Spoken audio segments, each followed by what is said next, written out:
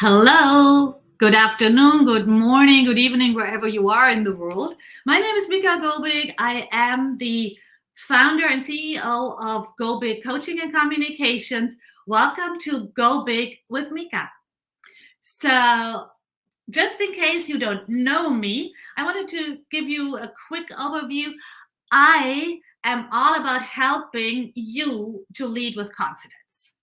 That's really my thing. And especially my heart is into helping women in male dominated spaces lead with confidence because my background is as an entrepreneur, as the owner of a corporate communications agency specializing in the German luxury car and supplier industry. That's pretty male dominated.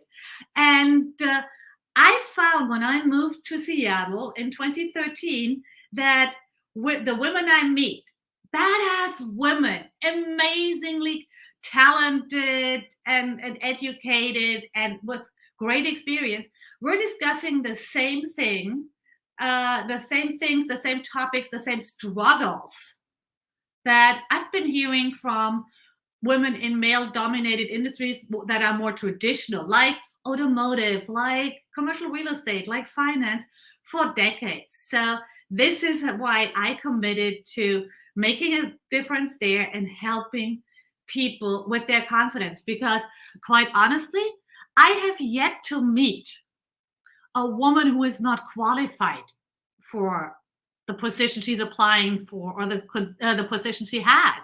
It's usually the opposite.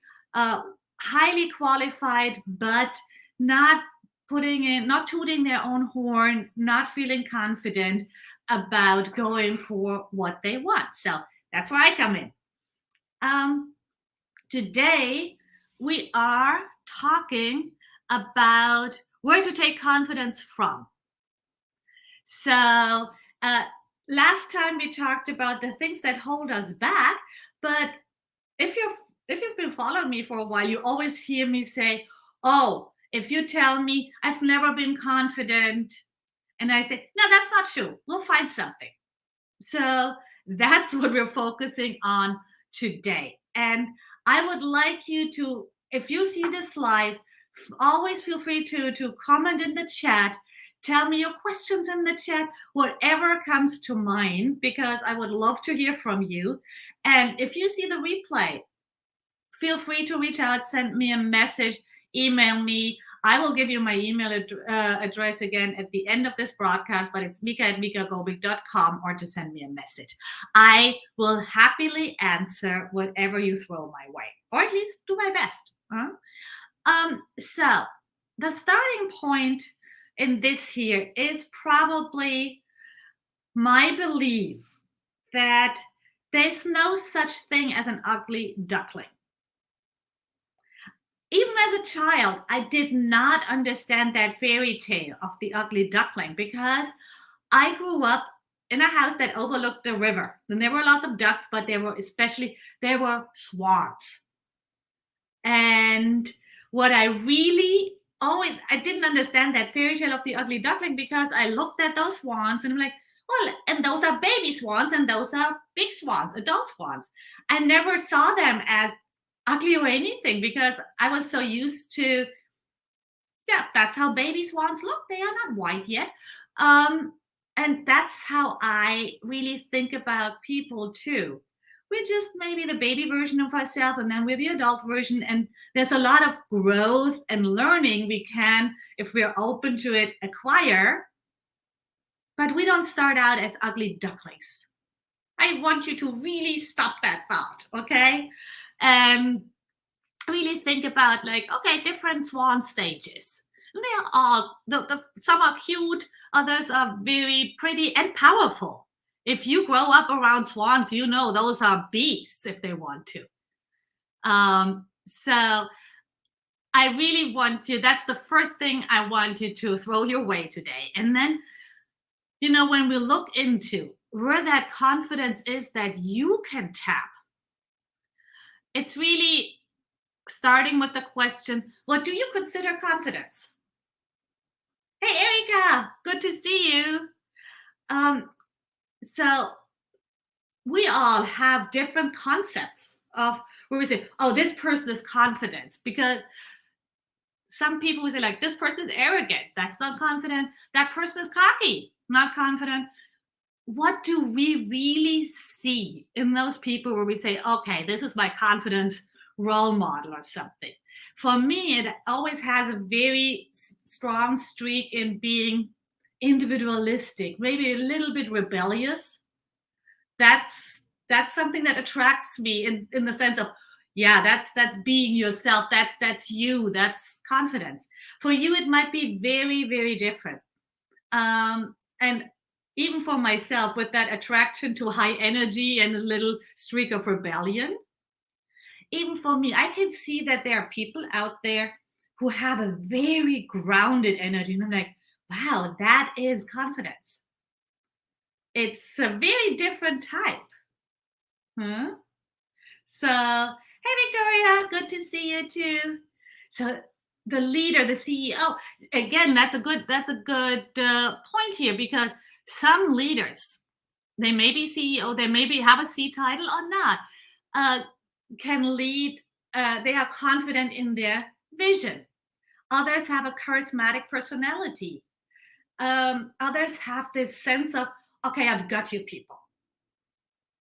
And those are very different aspects of confidence. And I feel it's important for us to see that there are very different um, con- concepts of confidence. We are attracted usually to something we can't see that much in ourselves, but or that we want more of. But that does not mean that we don't have confidence to tap. Yeah? So this is a question I would really like you to answer. Think about the people you see around you, uh, that you that have a type of confidence that attracts you. And again, there are people who are very charismatic, but if they don't have more than their charisma, they are usually not uh, that attractive as a role model, right? I mean, of course, we all know amazing people with charisma, but let's take Michelle Obama, a woman with a ton of charisma, but she also says a lot of very smart and very empathetic things. Hmm? And knowing more about her story, seeing her vulnerable, that makes her this person where we say, "Oh, I admire her confidence." It's not only the charisma. And Victoria, I'm glad you mentioned mom, dad. Yes, we often uh, if we often look at our family members. For me, it's probably my grandma, who was a kick-ass entrepreneur. Half of my family sometimes think, "Oh my God, maybe she was naive and didn't know what she was doing, that she was so brave and courageous." I think that woman knew exactly why she was taking risks and what she was going for. Um, and that's amazing. Yeah. And when I compare, let's say, that to other family members, there's a different type of confident energy. Not in everybody, of course, but that's really that's really what I want you to think about. That there are so many different types, uh, and you can find your way. Huh? Again, baby's what, not ugly duckling. So from the role models, from the general idea of what is confidence, which confidence attracts me, that's where I would like you to look into, when do or did you feel that way in your life? And please think beyond work. Yeah. I know that these days, when you feel like you're struggling with confidence, the examples that come to mind may be mostly work related. But this is really something I work on with my clients in depth, and very, very often, most often. The examples, the stories, the situations, the memories we work with going forward are not work related. Yeah. So it's very often When it's about a skill, it's very often something you have been doing for a long, long time. Hmm? So think about that. My example, and some of you might have heard that because I really love that example. When I think about the moment where I felt most confident, or the moment that makes me immediately feel like a badass, is when I think about ice skating when I was in grade school. So now you have not heard my name in connection with ice skating. That means I'm not saying I was a particularly good figure skater.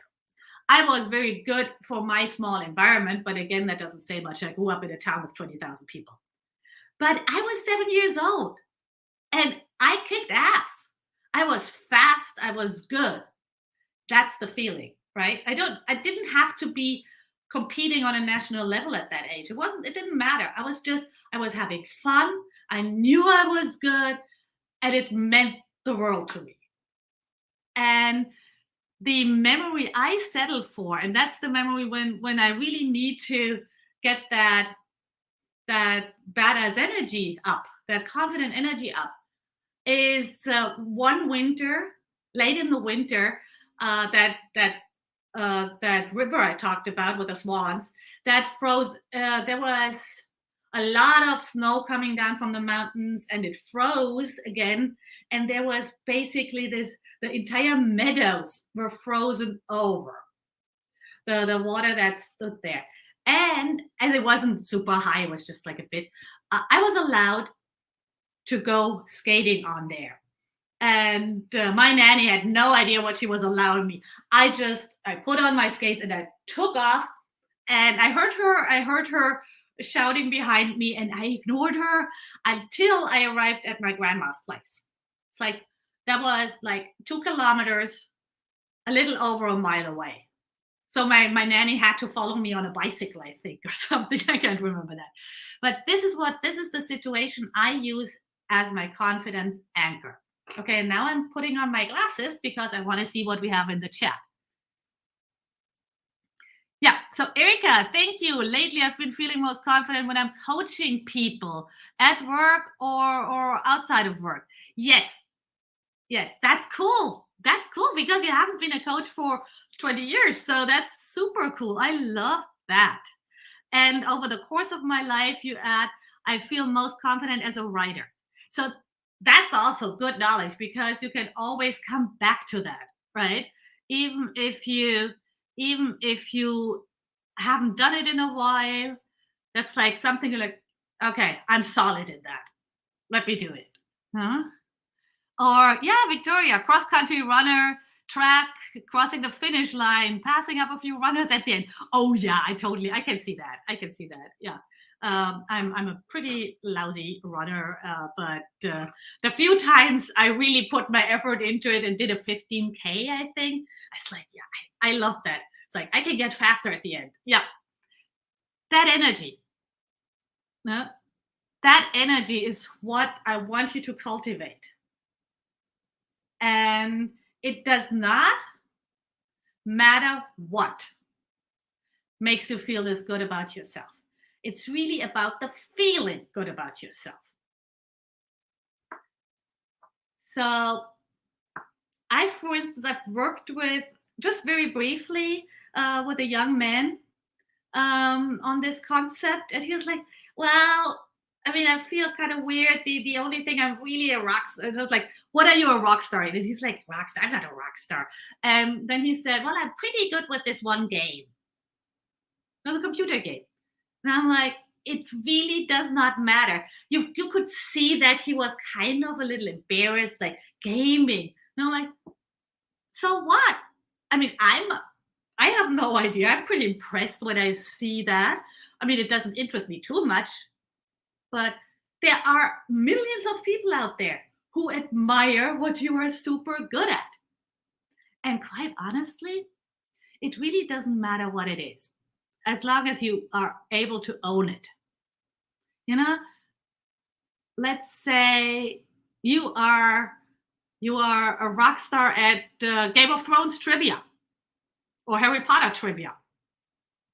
That might not sound like something that can benefit you professionally, but I want you to think about the last time you were in a trivia competition and you just had those answers. Yeah? Or the New York Times, there's a wizard version of the New York Times crossword puzzle. You probably can rock that if you're a Harry Potter expert. So, and that Game of Thrones example I actually used on purpose because if that's you, if you know all the trivia and you tell me that, and I'm like, oh, you know what? So and so, my friend so and so would love to talk to you. I mean, he's totally into that kind of stuff too. So then maybe you meet that person, and maybe that person happens to be a project manager at a company that's hiring. You just get connected through those things. And people know you like those things, but you connect on a personal level and you bring that energy. You bring the energy of, yep, I really know what I'm talking about here. And people pick up on that energy. Yeah? They don't think, oh, they are only good at that. So I'm not even thinking about that. They might be confident about another thing. That's not true. Yeah? They say like, hey, I really like that person and they have this great energy and we had this great conversation and they knew tons of things about X. And who knows? Who knows how that turns out to be your next best connection? And Radhika, yeah, you used to play pub quiz. Yeah, it is such a great feeling. Yes, when you nail the answer, that's the feeling of joy and confidence. Right? It's like, yeah, I did that really well. So those situations, I give you all these examples really for one reason. Everybody has a thing. And some people have 17 things. You'll find where you can draw this memory up, the situation, the confidence. You find your thing. If you need help, other people often can help you with that because they see it. Huh? And why I'm so insistent about that is because confidence is a transferable skill. It is. Huh? So you can take that confidence. I can take the little ice skater, Mika, and transfer that feeling and bring it to something I'm doing today. Yeah? Because that baby swan that I skated like a little devil, that's still there. Yeah? I can really call up this energy and use it in other situations. So it's transferable and it can be trained. Okay. So I have a question here. The reading glasses always. Yes. How can you successfully and organically cross over this positive energy and confidence into different areas of your life? That's exactly what we're diving in right now. 5 steps. I like things in 5 steps. You might not need all of them. Yeah? But look at the first one is commit. Do you want it? Are you willing to become your most confident self? That sounds like a bit of a no-brainer, but I really would like you to not completely skip that step because what can it entail when you suddenly learn to bring that energy into other areas of your life where you hadn't brought it before?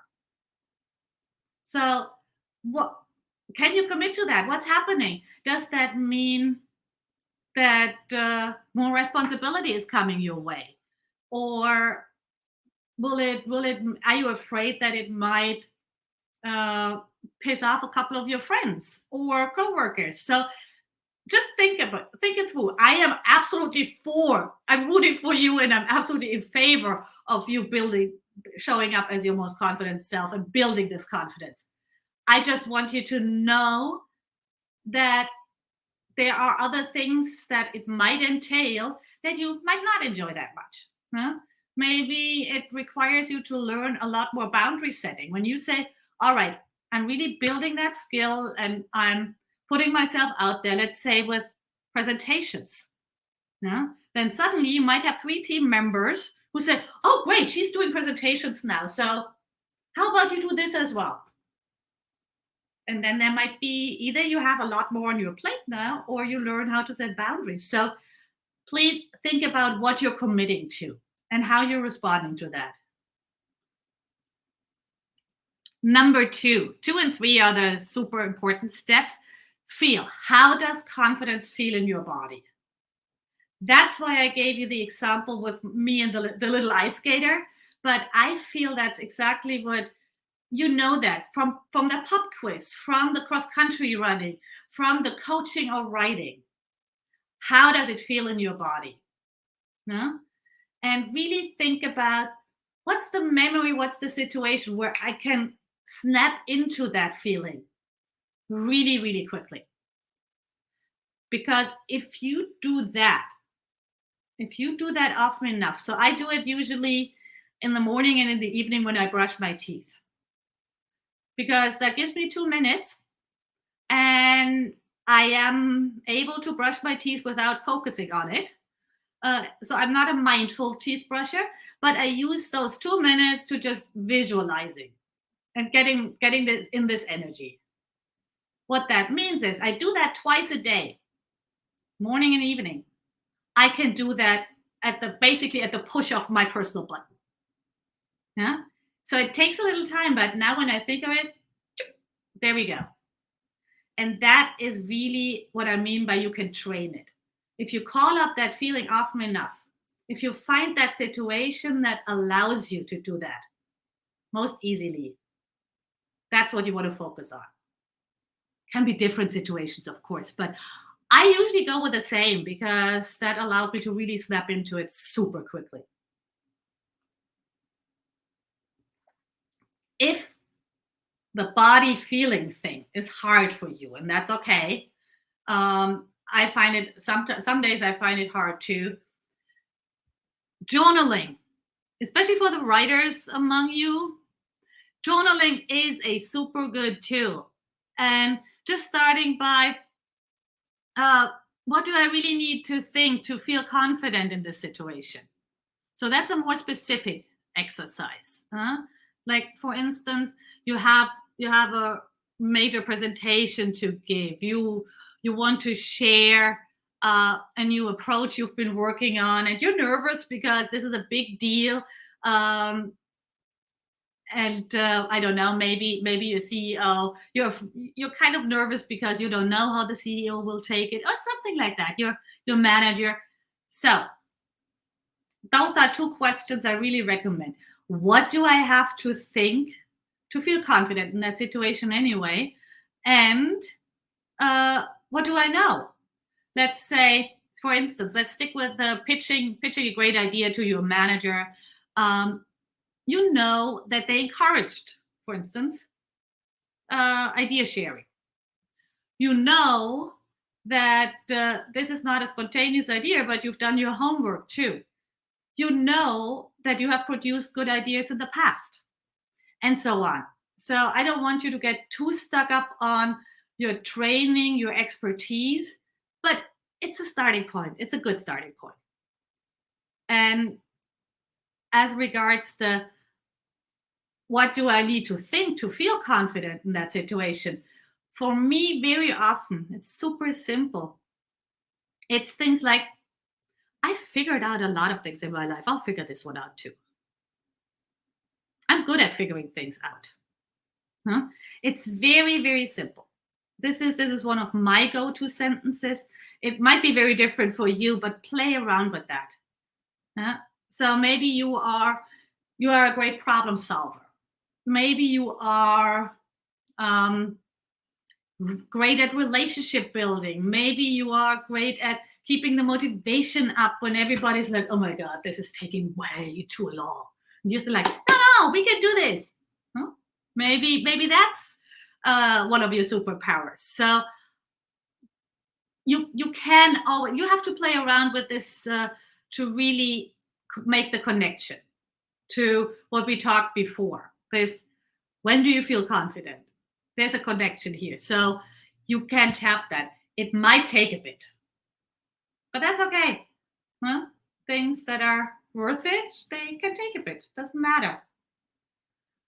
All right. I have a little more, but those step 2 and 3 are really the very crucial steps to tap into the feeling and to learn to transfer, like from that memory or that situation to another circumstance, like to a work situation. Yeah? And then, of course, you want to practice. So for me, I mentioned the toothbrushing. How can you remind yourself of your most powerful confidence memory? I actually went out and got myself ice skates. Um, I did so, unfortunately, right before I broke my leg, and I haven't been skating since. But even just seeing them makes me happy. And next winter, I'm sure I'll definitely make time for that. And it's not a major investment, so it's okay. But just seeing those skates makes me happy. Yeah, maybe it would even be, let's say, for running, or for my example, maybe it's just a photo of you with running crossing a finishing line. Uh, Maybe it's yeah, like Erica, journaling. Journaling reminds you of writing, on how much of a writer you are. Yeah. Um, so that, whatever it is this a token that reminds you, or is it an activity? Huh? It doesn't matter. Or is it like the visualization that I do with brushing my teeth? Yeah, maybe it's kind of a thing you add on as a little bit on your, I don't know if you do morning meditations. Huh? That might be a thing. Or the journaling, use that. And the other thing you might want to think about, how can you put yourself into your best confidence situations every once in a while, more often. Let's say maybe pop quizzes are coming back, or you have a team you play online with. Um, that's something. That's something that, so that would put you in that spot. So it makes it easier to channel that energy.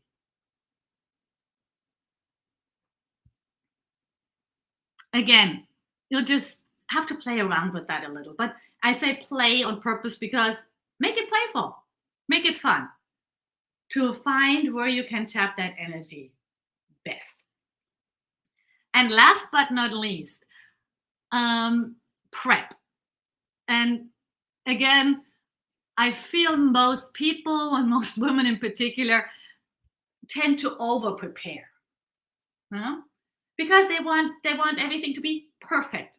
And we'll talk about perfect again another time. Doesn't exist anyway. But there's one element of prep that most people forget, and that's the element of what helps you put you into that space. Yeah? What can help you in that situation that might be a challenge? How can you make sure that you're in your best prep when the brain sounds the alarm bell? Let's say you have your first presentation in front of a large group. So you know that you have prepared your presentation to the extreme. You probably know it by heart. Your charts look impeccable. But what do you need? What do you need? Do you need, for instance, to really block 10 minutes off to go into your confidence mindset? Do you have that memory that you activate? Huh? Uh, do you need to be, for me, for instance, I need to be super punctual, which means I have to be if it's in person, I have to be early. Yeah? Because I cannot be stressing out about running late. That's part of my prep. Huh? Maybe it's having that token on you to remind you. And most probably, it is just taking a few breaths or a mini meditation to get you into that mindset. And maybe what's your emergency mantra or tool? We can't prep for everything. I just want you to have a tool set at the ready. So maybe you have a confidence playlist. Yeah? That's one of my favorite things before something, if you have to do something online, that might be scary. One of my favorite things is just like I have a very short confidence playlist, and I play it, blast it out loud, dance a little, because when you sing along, you dance, you sing along, your brain cannot throw shit at you. Why you sing? That does not work. So you're taking yourself out of that mode. But of course, you have to train that and prep it. You cannot think about a confidence song when your brain is already sounding the alarm. That has to be a push of a button. No? You have to be that has to be prepped. And or mantra. No? But the singing and dancing is a really, really good one, especially bonus points if you do it in front of a mirror, smile at yourself. No? Our brains are complicated things, but they are also very easily fooled. You see yourself smiling in the mirror, your brain automatically goes to, this is good, this is good, we're feeling good. So that's really something. That's what I mean by prep. So if you have any questions, please feel free to throw them in the chat. Thanks for those of you who've been here live. And of course, if you watch the replay, feel free to reach out with any questions you have, right? I'm happy to answer questions later as well. And I just put out the word yesterday. I am going to run 1 or 2 small groups through a 5-part intensive workshop series on my confidence framework. And if you are interested in that, I want to start those groups, small groups, 4 people, 5 people, very soon. And so just shoot me a message. I'll send you the details, and or just email me to mika@mikagobik.com, and I'll share more about that. All right. So let's see. You got more comment. Oh yeah, Erica. Yeah, that's a when you try a new tool at an important presentation, that can make us worry a lot, right? I love those word clouds, but I always need a backup in case they don't work totally with you. Radhika, thanks. I'm glad you liked it, Victoria. I'm glad it worked for you. I hope you can use some of those tips, and see you next week. Next week, I have a guest. That'll be very interesting too. We're talking about human-centric leadership and confidence. So see you there. Have a great rest of your week. Bye-bye.